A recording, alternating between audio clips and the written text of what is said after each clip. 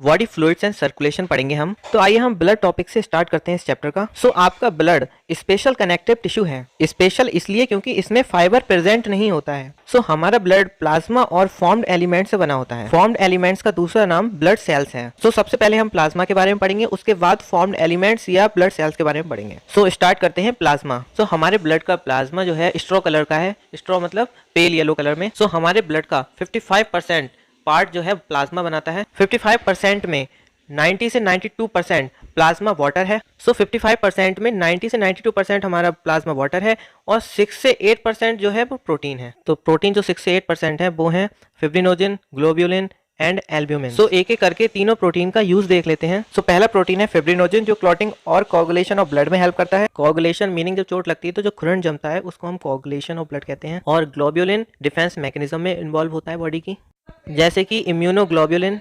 तीसरा प्रोटीन है एल्ब्यूमिन, जो ऑस्मोटिक बैलेंस क्रिएट करने में हेल्प करता है बॉडी में। वाटर और प्रोटीन के अलावा प्लाज्मा में स्मॉल अमाउंट में मिनरल्स भी पाए जाते हैं, जैसे sodium ion, calcium ion, magnesium ion, bicarbonate ion या क्लोरीन आयन। मिनरल्स के अलावा स्मॉल क्वांटिटी में ग्लूकोज, अमीनो एसिड्स, लिपिड्स भी पाए जाते हैं, जो कि एक जगह से दूसरी जगह ट्रांसपोर्ट होते रहते हैं। ट्रांजिट वर्ड का मीनिंग होता है एक जगह से दूसरी जगह ट्रांसपोर्ट। फैक्टर्स, जिसका मीनिंग होता है प्रोटीन, जो कोगुलेशन में मदद करते हैं ब्लड के, वो इनएक्टिव फॉर्म में होते हैं, लेकिन जब चोट लगती है तो वो एक्टिव हो जाते हैं।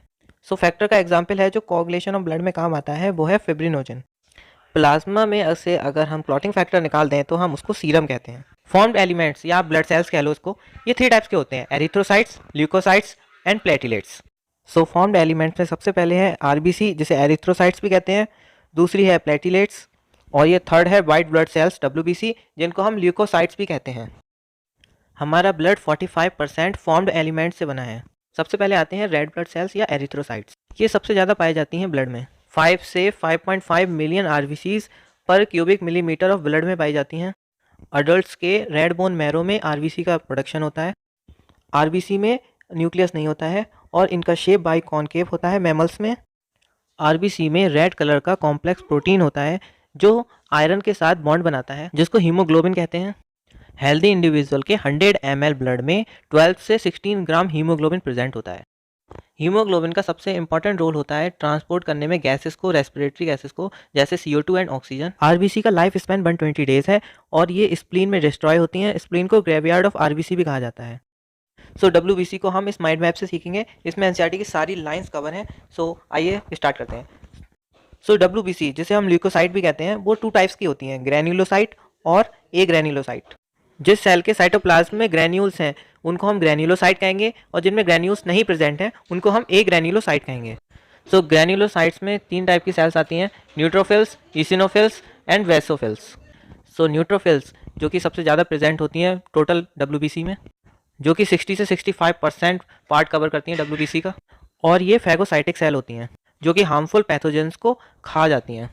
ईओसिनोफिल्स डब्ल्यूबीसी का 2 से 3% पार्ट बनाती हैं, जो कि इन्फेक्शन को रोकती हैं और एंटी एलर्जिक होती हैं, जो कि एंटी हिस्टामिन रिलीज करती हैं।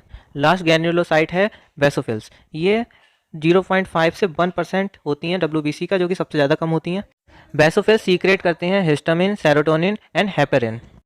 और बेसोफिल्स इन्वॉल्व होती हैं इन इन्फ्लेमेटरी रिएक्शंस। कहीं पे अगर इन्फ्लेमेशन हो जाता है तो वहाँ पे बेसोफिल सेल्स सीक्रेट करती हैं केमिकल्स को। Chemicals can be histamine, serotonin and heparin. और एक ग्रैन्युलोसाइट की बात करें जिनमें ग्रैन्यूल्स प्रेजेंट नहीं होते हैं जिन सेल्स के साइटोप्लाज्म में, उसके टाइप्स हैं लिम्फोसाइट एंड मोनोसाइट। और लिम्फोसाइट 20 से 25% होती हैं टोटल डब्ल्यूबीसी की। लिम्फोसाइट हमारे बॉडी में 2 टाइप्स की प्रेजेंट हैं, T lymphocyte and B lymphocyte. ये दोनों हमारी बॉडी में इम्यून रिस्पांस देती हैं जब कोई हार्मफुल पैथोजन हमारी बॉडी में एंटर कर जाता है, जो कि डिजीज काउजिंग होता है।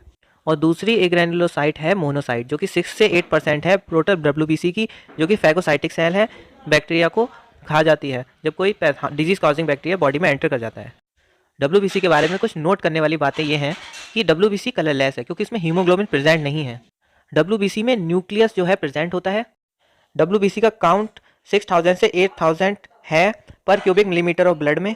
और डब्ल्यूबीसी की लाइफ स्पैन बहुत ही कम होती है। प्लेटिलेट्स को थ्रोम्बोसाइट भी कहा जाता है। प्लेटिलेट्स प्रोड्यूस्ड होती हैं बोन मैरो में, जो स्पेशल सेल्स होती हैं mega karyocytes. Mega karyocytes platelets का फॉर्मेशन करता है। प्लेटिलेट्स 1,50,000 से 3,50,000 होती हैं पर क्यूबिक मिलीमीटर ऑफ ब्लड में।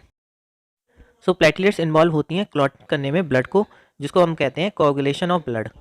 तो प्लेटलेट्स ब्लड को बहने से रोक देते हैं ताकि बॉडी में ब्लड लॉस ना हो जाए। अगर प्लेटलेट्स का नंबर बहुत कम हो जाए तो ब्लड जो है वो क्लॉट नहीं होता है और ब्लड लॉस बहुत ज़्यादा हो जाता है बॉडी